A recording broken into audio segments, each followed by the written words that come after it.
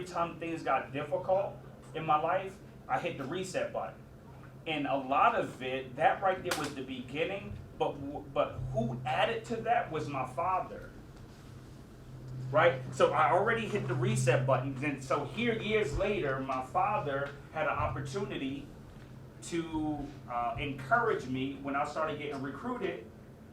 And I started getting these letters, and I showed him this letter. And instead of him telling me that he was proud of me, right? Instead of him saying that he was proud of me, instead of him saying like, yo, that's what's up, you're about to get a scholarship, what he told me, what's your name? Jeremiah. Jeremiah, you know what my dad told me, bro? No. He said, you too small. Right? So that's what my father told me. So that's what the man who was supposed to encourage me, empower me, he told me I was too small. And the thing about it, like what Mr. Hill said, a lot of it is what we believe. And unfortunately, when we're talking about intimidation, a lot of it is if we believe it, right? And that's where we lose the battle a lot of times. We lose the battle in our mind, not in our ability to do something. We lose the battle in our mind. And so because he told me I was too small, bro, I just thought I was too small. And so I came up with 7 concepts that I want to share with you. And I wish I would have been better prepared. I would have told you to write some of these down, and I'll share with your teachers afterwards. But what I want you, the first I am statement is this, and I want you to recite it. I believe in me. I believe in me. All right. So the very first one, right, of becoming, walking this journey of boyhood to manhood, the first thing, man, is that you got to believe in you. Like, real talk, you got to believe in you. Because if you don't believe in you, bro, you already self-check. How many people play basketball? Raise your hand. Raise your hand. You play basketball. All right? So peep game. If you can't dribble, you can't shoot, you self-check. Right? Like, they don't leave you wide open. Is that honest? Like, just think about it. If a guy that you know who cannot dribble, who cannot shoot, are you going to guard him? No. Absolutely not, right? Like, yo, he's self-checked. And so the thing about it is when you're talking about you, is if you don't believe in you, you already self-checked. And that's what's extremely important on your journey to becoming this responsible boy into a man. Like, yo, you have to believe in you. And sometimes we struggle with believing in us because we compare ourselves with the people around us, not even knowing that they're struggling with the same stuff.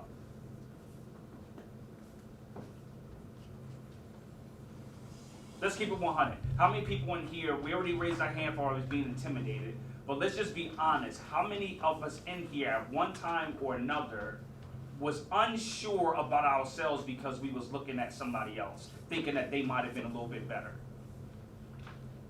Right? I mean, just keep it at 100, right? And so the thing about it is that they may be better than us.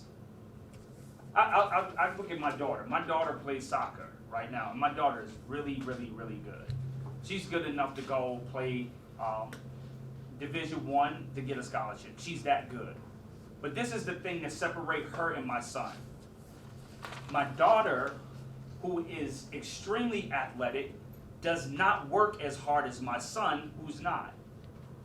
And my son, who's little athletic, but he works hard. So who do you think eventually, if they stay on the same path, her who's extremely athletic, who does not work really hard, versus my son, who's not as athletic, that worked really hard, who do you think would excel if they stay in the same level? Why? Because he works hard. Because he's working hard. And some of us are in here that have athleticism. Some of us in here is smart. We have a gift. I mean, we can dance. We can play instruments. But if we don't believe in our gift, like, yo, you self-check. So that's number one. You have to believe in you. You can't let anyone intimidate you, bro. You have to be intentional about combating that. You can't pitch a tent and make that your house and say, yo, I'm going to dwell here and I'm going to feel sorry for me. Because nobody don't know what you really are battling with on the inside. If you don't say anything, you're suffering in silence. Especially as a young man, there's a lot of pressure on you where they don't want you to cry. All right, raise your hand. How many people, their parents, a father, somebody told you when you cry, they said, stop crying?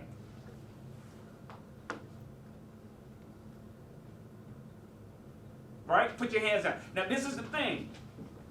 This is the thing, especially dealing with young boys, is that they tell us to stop crying because they're like, listen, it's not even that deep. Like, chill. I'll give you something to cry about. Yeah. See, some of y'all smiling. Y'all know y'all heard that. And so what happens is, this is the thing, is that they train us to not show emotion.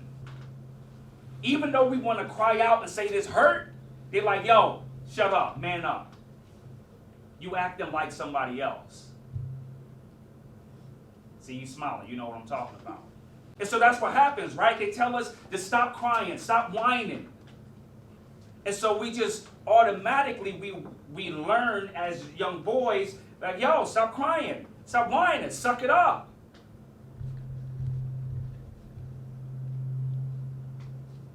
When we really want to cry or talk about it, or say what's really popping. But even our boys in our circles, that if we show some type of emotion, like, yo, we afraid, like, hell, how they gonna respond? Definitely can't do it in front of girls. See, some of y'all smiling. Y'all know what I'm talking about. But it's important as young boys growing into men, bro, is that you have to believe, number one, in you.